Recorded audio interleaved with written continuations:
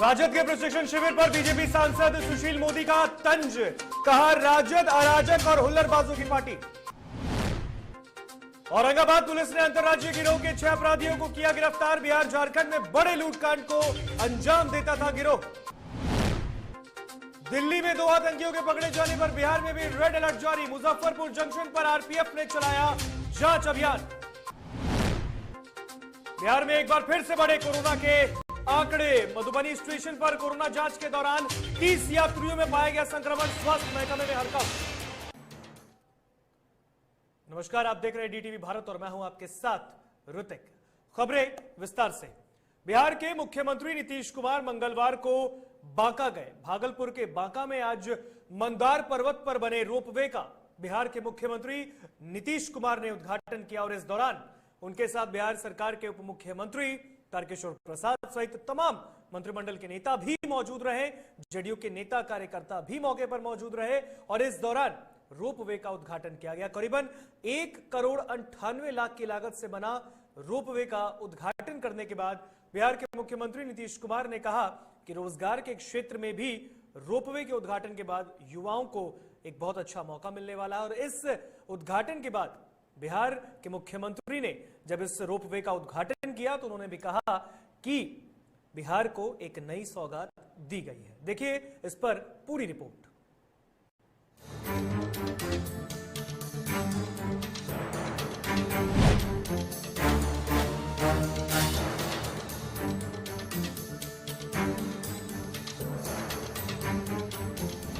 चलिए रोपवे का निर्माण हो गया। अब रोपवे के माध्यम से ऊपर तक जाने का मौका मिला।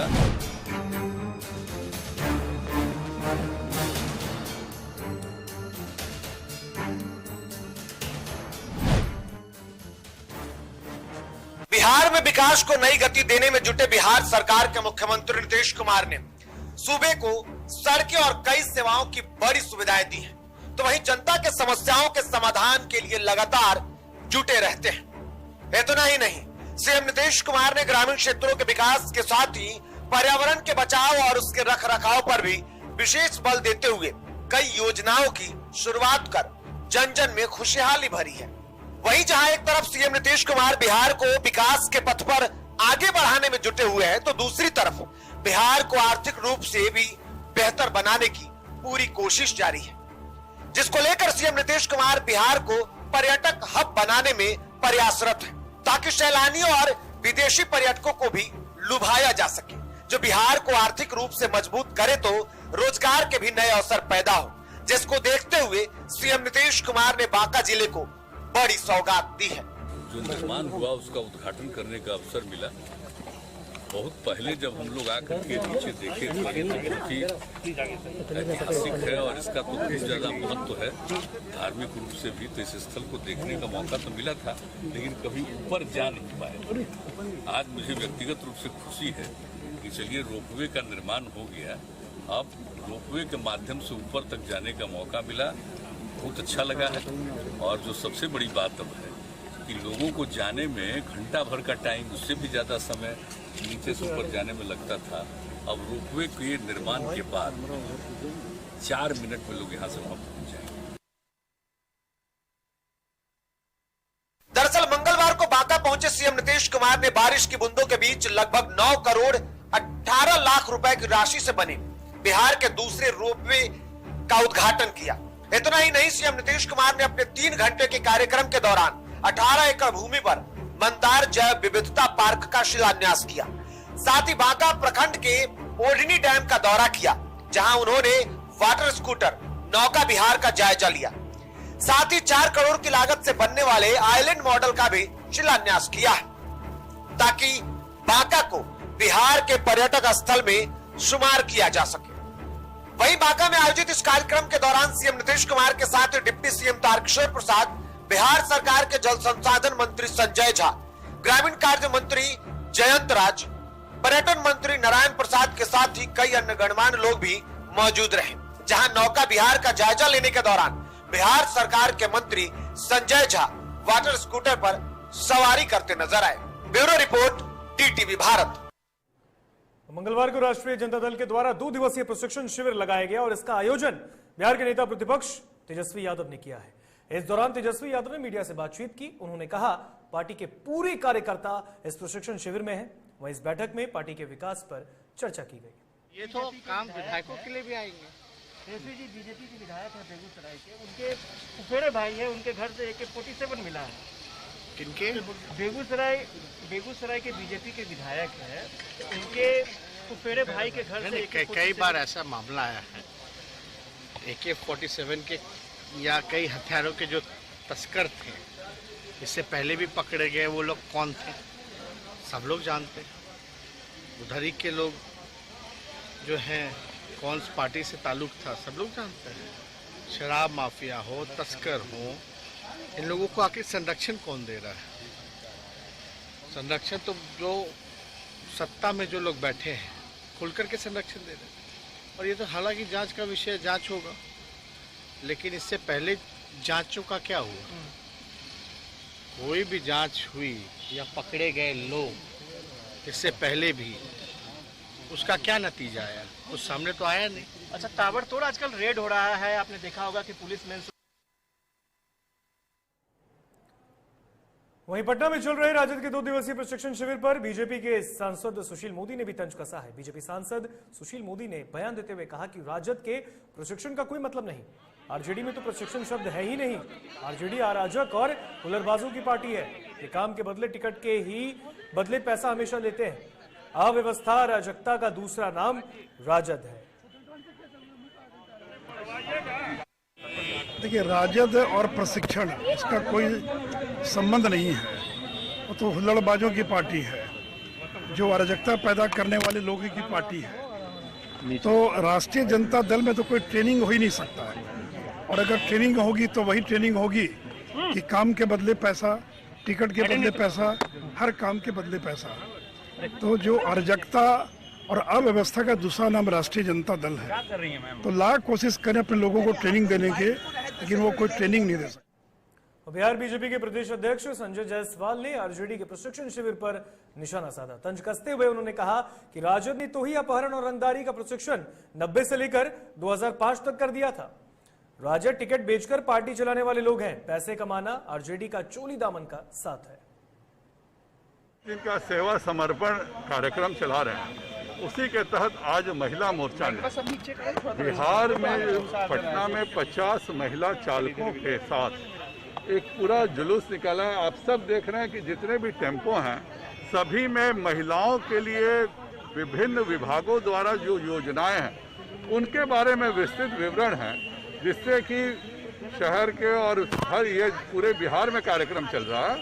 महिलाओं को यह जानकारी होनी चाहिए कि माननीय प्रधानमंत्री श्री नरेंद्र भाई मोदी जी ने उनको क्या क्या सुविधाएं दी हैं, और महिला मोर्चा आज से अभियान चला के वो सुविधाएं जो महिलाएं कहेंगी हमें नहीं मिल पाया है, उनको दिलवाने के लिए महिला मोर्चा कार्य। बिहार के स्वास्थ्य मंत्री मंगल पांडे ने राज्य में बढ़ रहे डेंगू के मामले को लेकर एक बयान दिया है। मंत्री मंगल पांडे ने कहा है कि सरकार इस मामले में काफी गंभीर है। हालांकि पिछले सालों की तुलना में इस बार डेंगू के मामले कम आए हैं। लोगों की मदद और इलाज करने के लिए सरकार काफी गंभीर है।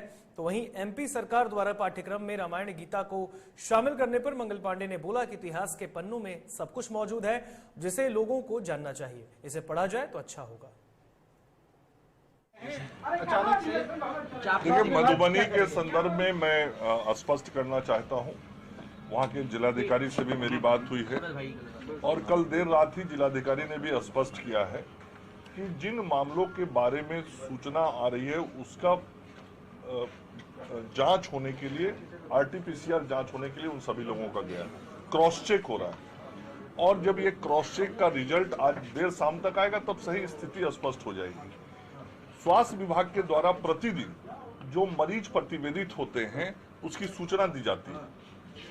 परसों मधुबनी से 8 की संख्या में प्रतिवेदित हुआ था, जो स्वास्थ्य विभाग से डेली शाम को जो हमारे सोशल मीडिया के ट्विटर अकाउंट पे अपडेट होता है उसमें वो जानकारी थी। कल भी एक मरीज मधुबनी से होने का अपडेट किया गया है। इसके अतिरिक्त जो भी जानकारी आ रही है उसका पूरा क्रॉस वेरिफिकेशन हो रहा है, क्रॉस जांच हो रहा है, उन सारे लोगों के सैंपल्स लिए गए हैं और उनके आरटीपीसीआर टेस्ट की रिपोर्ट आज शाम को आ जाएगा। जो रिपोर्ट आएगा वो मान्य।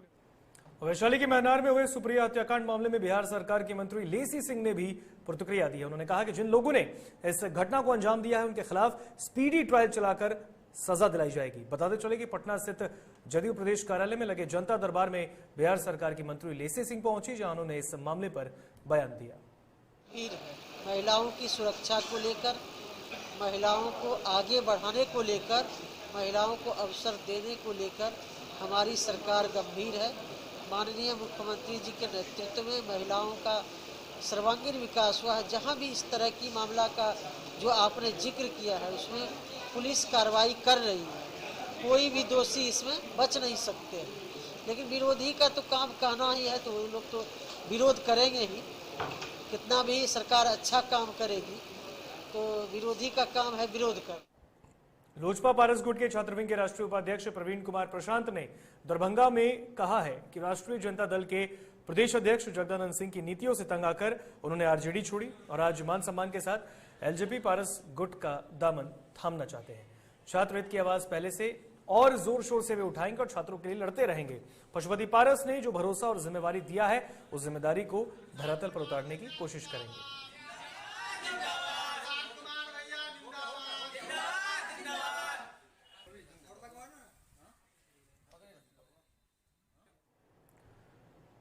बगहा में मुख्यमंत्री नीतीश कुमार की महत्वाकांक्षी हर घर नल जल योजना दम तोड़ता हुआ दिखाई दे रहा है। जिले के मधुबनी प्रखंड क्षेत्र में यह योजना धांधली की भेंट चढ़ गया।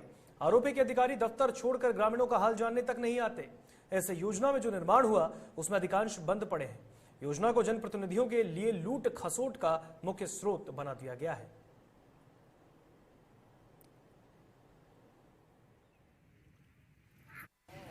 नल जल है, साल भर बीतले हो गए, मुखिया लोग के भीतर चल गए, 17 लोग के भीतर चल गए। समस्या ये कि 1 साल हो गया पूरा, ना ही शुद्ध जल मिल रहा है। नल जल का व्यवस्था हुआ तो सरकार दिया है, 1 साल हो गया, ना ही जल मिल रहा है शुद्ध, ना 1 साल में कुछ नहीं किया है नल जल के बारे में। दिल्ली में 2 आतंकी पकड़े जाने पर बिहार में भी रेड अलर्ट घोषित किया गया है और इसी को लेकर मंगलवार को रेल एसपी के निर्देश पर मुजफ्फरपुर जंक्शन पर आरपीएफ ने जांच अभियान चलाया। रेल थानाध्यक्ष दिनेश कुमार साहू ने बताया कि पिछले दिन दिल्ली में 2 संदिग्ध व्यक्तियों को पकड़ा गया। इसको लेकर हम लोगों को भी अलर्ट किया गया है। इस संदर्भ में निर्देश के बाद पूरे जंक्शन परिसर और ट्रेनों में जांच अभियान चलाया गया। सुरक्षा के दृष्टिकोण से ये जांच किए जा रहे हैं।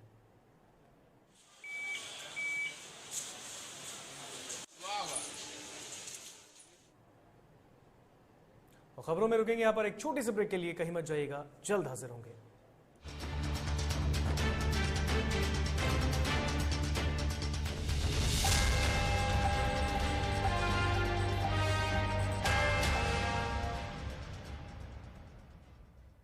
एलीट इंस्टीट्यूट, अगर आपके अंदर चाह है तो एलीट आपकी राह है। आईआईटी हो या मेडिकल, आप चाहते हैं अपने आप को उत्कृष्ट दिखाना, आप चाहते हैं खुद को आईआईटीएन के रूप में दिखना या मेडिकल के क्षेत्र में आगे बढ़ना, तो एलीट आपके लिए एक बहुत बड़ी ताकत के साथ आपके सामने है। आइए, खुलिए, बढ़िए, पहुंचिए। Elite institute. दादी, इतने सारे पापड़ बन गए, क्या करे? कच्चा पापड़, पक्का पापड़, एक्स्ट्रा पापड़, इंस्टा पापड़, टक्कर दादी की छत का पापड़ विद ऑनलाइन प्रेजेंस बन गया धाकड़। फोन पे करके ऑर्डर ही ऑर्डर, सब वाह हो गए इसको खाकर। कच्चा पापड़, पक्का पापड़, चंडीगढ़ to चेन्नई बढ़िया सापड़। कच्चा पापड़, पक्का पापड़, एक्स्ट्रा पापड़, इंस्टा पापड़। बिजनेस बढ़ाओ इंडिया के फास्टेस्ट 4G के साथ। स्पीड से बढ़ो विद वी गिगानेट। घर चाहिए, मकान चाहिए कि चाहिए दुकान, या फिर चाहिए जमीन जायदाद, वो भी बिना ब्रोकर, बिना कमीशन के, 100% legal.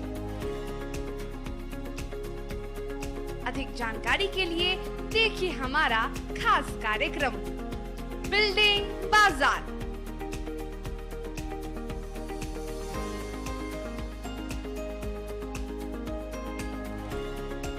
Finance expert engineer Madan Gupta के साथ सिर्फ DTV भारत पर, शनिवार और रविवार रात 8:30 बजे।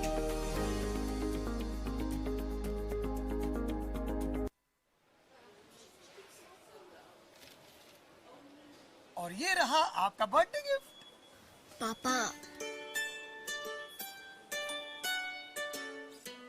बेटा ये कैसा है? ये दुनिया क्यों न समझे, मेरी दुनिया बदल गई।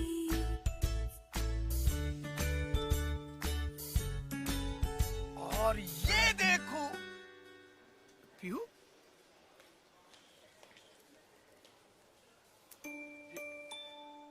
पीहू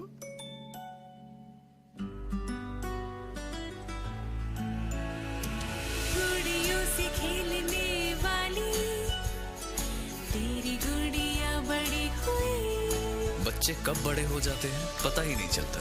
थोड़ा बड़प्पन दिखाइए। रहो सेफ सैनिटरी पैड से खुद को स्वस्थ और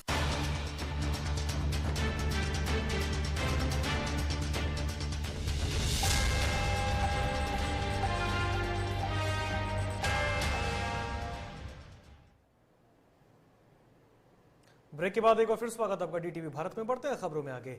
औरंगाबाद पुलिस ने अंतर्राज्यीय गिरोह के 6 अपराधियों की गिरफ्तारी करने में कामयाबी हासिल की है और इस प्रकार बिहार झारखंड में बड़े लूटकांड की घटना को अंजाम देने वाले गिरोह का पर्दाफाश हुआ है।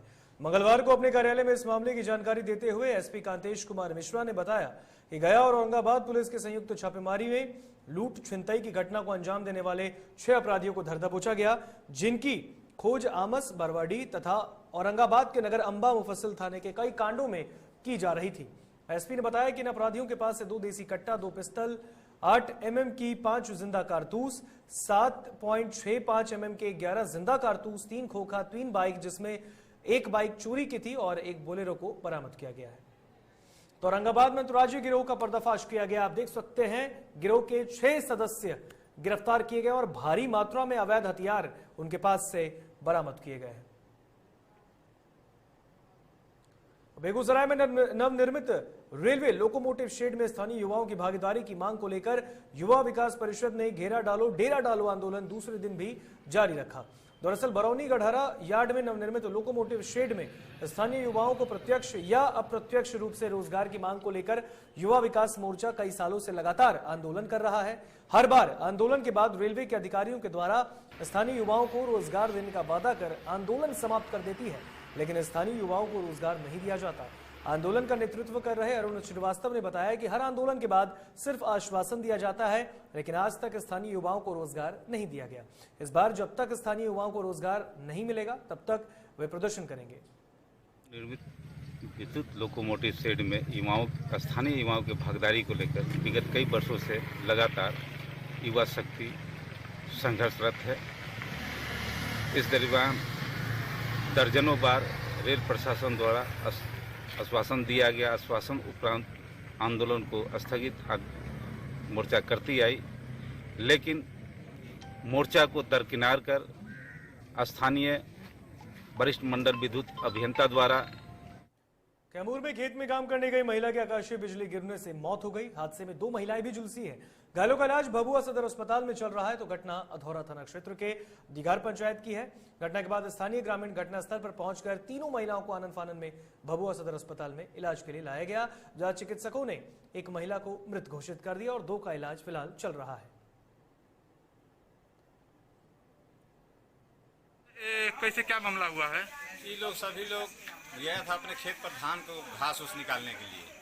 घास निकल कर लोग लौट रहे थे, तब तक बदली थोड़ा पानी का मौसम बना, लेकिन उसी बीच में लगा तड़पने का उतार तड़पाया। तड़पने के बाद आकाश से मैंने बिजली गिरा।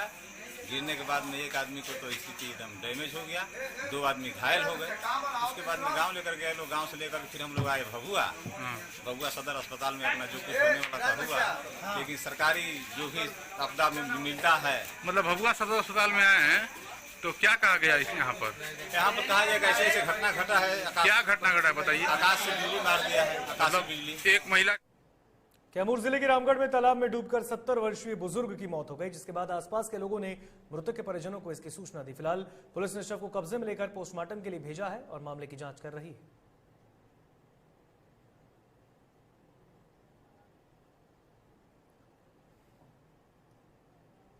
बेगूसराय पुलिस ने बड़ी कामयाबी हासिल करते हुए AK-47 राइफल बरामद किया है। इस मामले को लेकर एसपी आकाश कुमार ने प्रेस कॉन्फ्रेंस कर पूरे मामले का उद्भेदन किया। एसपी ने बताया कि 19 सितंबर की रात कपस्या में नगर थाना पुलिस ने मंजेश कुमार के घर में छापेमारी कर AK-47 राइफल, 2 मैगजीन, 188 जिंदा कारतूस बरामद किया था। एक व्यक्ति के यहाँ पर अत्याधुनिक हथियार होने की संभावना है, उसके सत्यापन के लिए और छापेमारी के लिए SDPO सदर श्री अमित कुमार के नेतृत्व में एक टीम का गठन किया गया, जिसमें SHO टाउन और टाउन थाना के विभिन्न पदाधिकारी और मुफस्सिल थाना से SI नीरज सशस्त्र बल के साथ इस टीम का गठन किया गया छापेमारी के लिए। और इस टीम ने कैमूर के भभुआ के PHC में फाइलेरिया दिवस का डीएम ने उद्घाटन किया। इस दौरान फाइलेरिया महाअभियान के तहत जिले को फाइलेरिया मुक्त करने के लिए डीएम ने अधिकारियों को संकल्प भी दिलाया और इस मौके पर कैमूर के CS और DPM मौजूद रहे।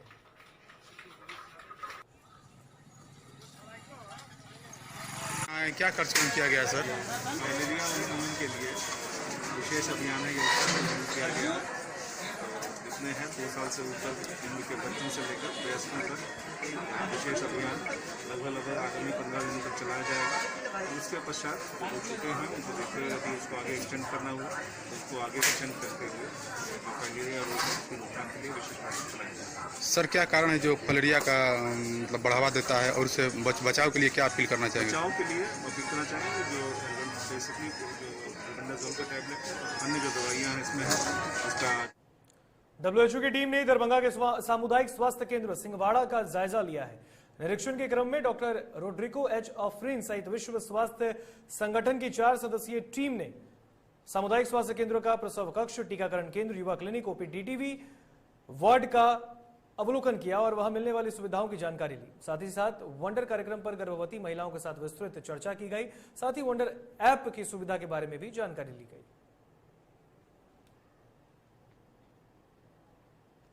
कोरोना के एक्टिव मामलों की संख्या में प्रतिदिन बढ़ोतरी हो रही है और इससे जिला प्रशासन और स्वास्थ्य महकमा की चिंता बढ़ गई है। पंचायत चुनाव के बीच देश के विभिन्न हिस्सों से ट्रेन के स्थानीय स्टेशन उतरने वाले यात्रियों में लगातार कोरोना संक्रमण के मामले सामने आ रहे हैं। बता दें कि मधुबनी स्टेशन पर स्वतंत्रता सेनानी से आए यात्रियों की हुई कोरोना जांच में 30 यात्री संक्रमित पाए गए। जानकारी के मुताबिक कुल 152 यात्रियों की कोरोना जांच हुई, इसमें 30 यात्री पॉजिटिव पाए गए।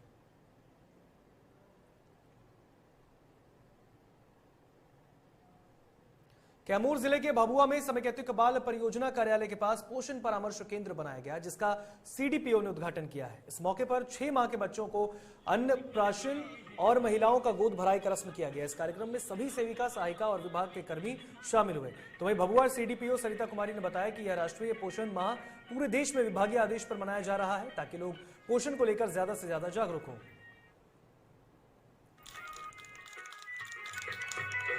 क्या कार्यक्रम किया गया?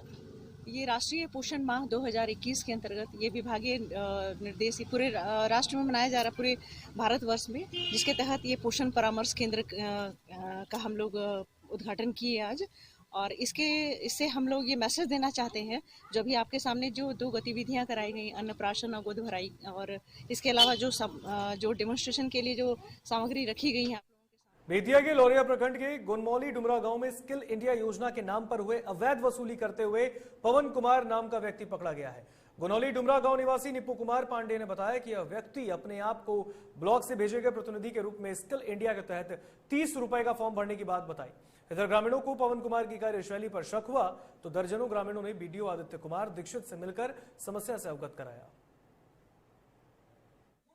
किस तरह का मामला है ये, क्या है? हम लोग पंचायत में आया है, 1 नंबर वार्ड से ग्राम पंचायत गुनौली डुमरा में जब प्रवेश किया तो सबसे पहले 1 नंबर वार्ड में गया और 1, 2, 3, 4, 5, 6 और 7 में जब हमारे वार्ड में आया तो हमने पूछे कि ये कौन सा स्कीम है। कि बोल रहे थे कौशल विकास योजना के तरफ से प्रधानमंत्री का ये स्कीम है और बोल रहा था कि इसमें बीमा 3 लाख का बीमा है और इसमें एक्सीडेंटल बीमा भी है। आजादी के 75वें वर्षगांठ के मौके पर पूरा देश अमृत महोत्सव मना रहा है और उसी कड़ी में 3 महीने से राजेंद्र स्मारक चिकित्सा विज्ञान अनुसंधान संस्थान में स्वच्छता पखवाड़ा अभियान चलाया गया। मंगलवार को अंतिम दिन कार्यक्रम आयोजित किया गया, जिसका उद्घाटन राज्यसभा सांसद विवेक ठाकुर ने किया है। उन्होंने कहा कि आज सफाई के बल पर ही कोरोना जैसी महामारी पर अंकुश लगा है और इस मौके पर संस्थान ने कई फ्रंट कोरोना वॉरियर्स को लॉटरी के माध्यम से सम्मानित किया।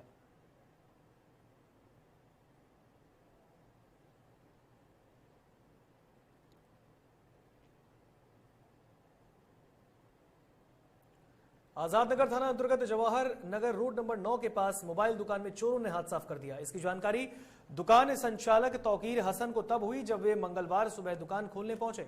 उन्होंने पाया कि उनकी दुकान में चोरी हुई है। चोर अपने साथ दुकान में लगा डीवीआर भी ले गए। उन्होंने तत्काल आजाद नगर पुलिस को इसकी सूचना दी। सूचना पाकर डीएसपी सुमित कुमार और आजाद नगर थाना प्रभारी नरेश सिन्हा मौके पर पहुंचे और मामले की जांच की।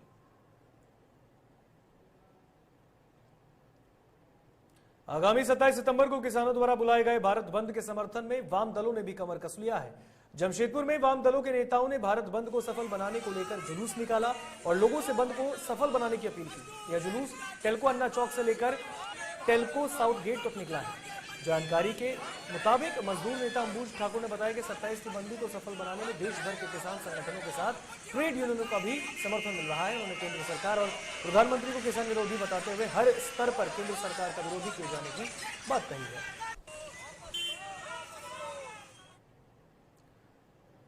सरायकेला जिले में जंगली हाथियों का आतंक जारी है, जहां एक महीने के भीतर हाथियों ने दो लोगों की जान ले ली। ताजा मामला ईचागढ़ थाना क्षेत्र का है, जहां रघुनाथपुर गांव में जंगली हाथी ने एक बुजुर्ग व्यक्ति की पटक कर जान ले ली। मृतक की पहचान सतु महतो के रूप में की गई। घटना के बाद लोगों में दहशत का माहौल है।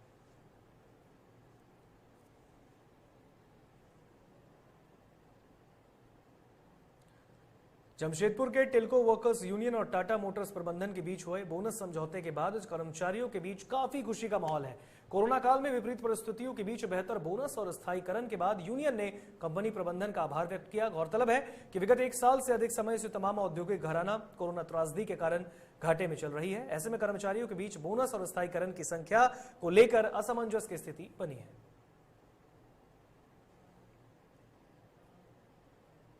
जमशेदपुर में झारखंड सरकार के सहयोगी दल कांग्रेस के ओबीसी सेल की ओर से राज्य में पिछड़ा संवर्ग के लिए 27% आरक्षण की मांग सुनिश्चित करने को लेकर पूर्वी सिंहभूम जिले के उपायुक्त से सीएम के नाम एक मांग पत्र सौंपा गया। इसके माध्यम से जमशेदपुर कांग्रेस ओबीसी मोर्चा ने मुख्यमंत्री से चुनाव के दौरान राज्य के ओबीसी संवर्ग के लोगों के लिए किए गए वायदों का याद दिलाया और राज्य में पुनः 27% आरक्षण ओबीसी संवर्ग के लिए निर्धारित करने की मांग की।